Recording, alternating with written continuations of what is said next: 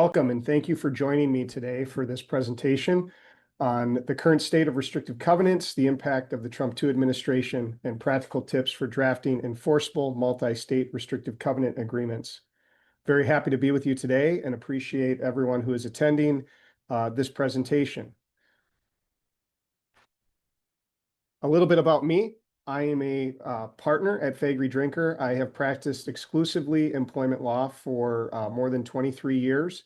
I lead our global employment compliance training and transactions team and represent employers of all sizes across a variety of industries, focused on advising, drafting agreements, and litigation avoidance. I was an employment litigator early in my career, but have really focused on the litigation avoidance and counseling drafting side of the employment practice now for about the last 18 years. What are we going to cover today? We are going to talk a little bit about recent developments. So that includes very recent developments, things that have happened within the last month. But before I get to that, I'll provide a little bit of an overview of general developments over the last year or two around non-compete and non-solicitation issues.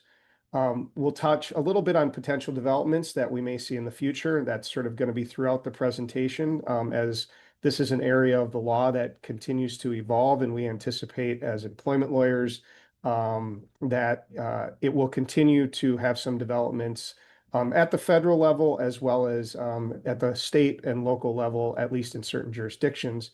I'm also going to spend some time providing some practical tips for drafting enforceable restrictive covenant agreements.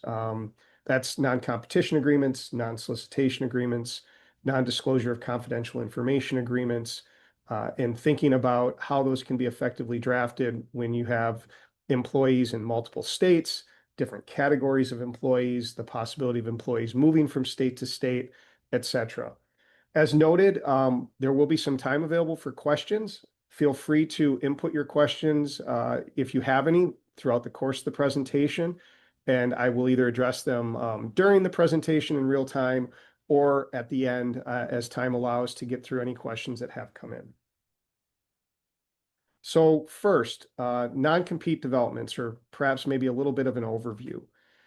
In this, like I mentioned at the beginning, I'm going to talk a little bit about what's happened over the last few years to sort of set the stage of where we're currently at from a federal level, what developments have happened since President Trump took office again.